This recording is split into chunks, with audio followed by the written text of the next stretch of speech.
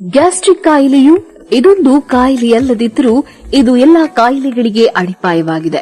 ತಿನ್ನುವ ಆಹಾರದಲ್ಲಿ ಸ್ವಲ್ಪ ವ್ಯತ್ಯಾಸವಾದರೂ ಹೊಟ್ಟೆ ಉಬ್ಬರ, ಎದೆ ಉರಿ, ಆಲಸ್ಯ ಉಂಟಾಗುತ್ತದೆ. ಗ್ಯಾಸ್ಟ್ರಿಕ್ ಒಮ್ಮೆ ಕಾಣಿಸಿಕೊಂಡರೆ ದೀರ್ಘಕಾಲದವರೆಗೆ ತೊಂದರೆ ಕಾಡುತ್ತದೆ.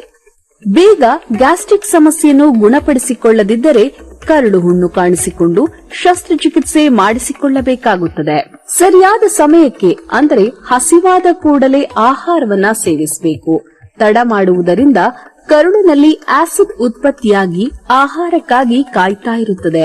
ಸರಿಯಾದ ಸಮಯಕ್ಕೆ ಆಹಾರ ಸಿಗದಿದ್ದಾಗ ಕರುಳಲ್ಲಿ ಅಲ್ಸರ್ ಉಂಟಾಗುತ್ತದೆ. ಊಟಕ್ಕೆ ಮುಂಚಿತವಾಗಿ ಅರ್ಧ ಲೋಟ ನೀರು ಕುಡಿಯಬೇಕು. ಊಟದ ಮಧ್ಯದಲ್ಲಿ ನೀರನ್ನ ಕುಡಿಯಬಾರದು. ಊಟವಾದ ಮೇಲೆ ಅರ್ಧ ಗಂಟೆ ನಂತರ ನೀರು ಕುಡಿಯಬೇಕು. ಊಟದ ಪ್ರಮಾಣ ಕಡಿಮೆ ಇರಲಿ. ಗ್ಯಾಸ್ಟ್ರಿಕ್ ಇರುವವರು ಆಲೂಗಡ್ಡೆ, ಬದನೆಕಾಯಿ, ಕಡ್ಲೆಕಾಳು, ಕಾವೂತು ಕಡ್ಲೆ, ಕರಿದ ಪದಾರ್ಥವನ್ನ ತಿನ್ನಬಾರದು. ಬೆಳಿಗ್ಗೆ ಎದ್ದ ತಕ್ಷಣ ಉಗುಳು ಬೆಚ್ಚಗಿನ ನೀರನ್ನು ಕುಡಿಯಬೇಕು. ಗ್ಯಾಸ್ಟ್ರಿಕ್ ಕಡಿಮೆ ಮಾಡಿಕೊಳ್ಳುವವರಿಗೆ ಕಾಫಿ, ಟೀ ಬಿಡುವುದು ಒಳ್ಳೆಯದು. ಗ್ಯಾಸ್ಟ್ರಿಕ್ ಇರುವವರಿಗೆ ಸಾಮಾನ್ಯವಾಗಿ ಮಲಬದ್ಧತೆ ಉಂಟಾಗುತ್ತದೆ. ದೊಡ್ಡ ಕರುಳಿನಲ್ಲಿ ಸಂಗ್ರಹವಾದ ಮಲ ಪ್ರತಿದಿನ ಪೂರ್ಣ ಪ್ರಮಾಣದಲ್ಲಿ ಸ್ವಚ್ಛವಾಗದೆ ವಾಯು ಪ್ರಕೋಪ ಉಂಟಾಗಿ ಹೊಟ್ಟೆ ಉಬ್ಬರ, ಹುಳಿತೇಗು, ಎದೆ ಉರಿ ಕಾಣಿಸಿಕೊಳ್ಳುತ್ತದೆ. ಇದರಿಂದ ಜೀರ್ಣಕ್ರಿಯೆ ಮಂದಗತಿಯಾಗುತ್ತದೆ. ಗ್ಯಾಸ್ಟ್ರಿಕ್ ಕಾಯಿಲೆಗೆ ಸಾಕಷ್ಟು ಮನೆಮದ್ದು ಇದ್ದರೂ ಯಾರೂ ಮಾಡಿಕೊಳ್ಳುವುದಿಲ್ಲ. ಮನೆಮದ್ದು ಎಂದರೆ ಎಲ್ಲರಿಗೂ ಉದಾಸೀನ. ನಮ್ಮ ಸಿದ್ದಲಿಂಗೇಶ್ವರ ಆರೋಗ್ಯಧಾಮದಲ್ಲಿ ಗ್ಯಾಸ್ಟ್ರಿಕ್ ಕಾಯಿಲೆಗೆ 2 ತರಹದ ಔಷಧಿಯನ್ನ ನೀಡಲಾಗುವುದು. ಈ ಔಷಧಿಗಳು ದೇಹ ಶುದ್ಧಿ ಮಾಡುತ್ತವೆ.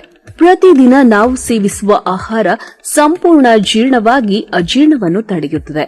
ಮತ್ತೊಂದು ಔಷಧಿ ದೊಡ್ಡ ಕರುಳನ್ನು ಶುದ್ಧಿ ಮಾಡಿ ವಾಯು ಪ್ರಕೋಪದ ಪ್ರಭಾವವನ್ನು ತಡೆಯುತ್ತದೆ. 4 ದಿನದಲ್ಲಿ ಉತ್ತಮ ಫಲಿತಾಂಶ ಉಂಟಾಗಿ ದೇಹ ಹಗುರಾಗುತ್ತದೆ. ದೇಹದಲ್ಲಿ ಲವಲವಿಕೆ ಮತ್ತು ಚೈತನ್ಯ ಉಂಟಾಗುತ್ತದೆ. ತಿಂಗಳಲ್ಲಿ 2 ಕೆಜಿ ತೂಕ ಕೂಡ ಕಡಿಮೆಯಾಗುತ್ತದೆ. ಹುಳಿತೇಗು ನಿವಾರಣೆಯಾಗುತ್ತದೆ.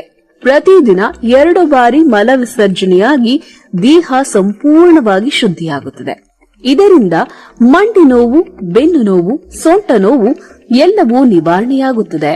ಕೂಡಲೇ ನಮ್ಮ ಸಿದ್ದಲಿಂಗೇಶ್ವರ ಆರೋಗ್ಯಧಾಮಕ್ಕೆ ಕರೆ ಮಾಡಿ ಅಂಚೆಯ ಮೂಲಕ ಔಷಧಿ ತರಿಸಿಕೊಳ್ಳಿ. ಔಷಧಿಯನ್ನು ಊಟಕ್ಕೂ 15 ನಿಮಿಷ ಮುನ್ನ ಸೇವಿಸಬೇಕು. ಔಷಧಿಗಾಗಿ ಕರೆ ಮಾಡಿ 8197885537.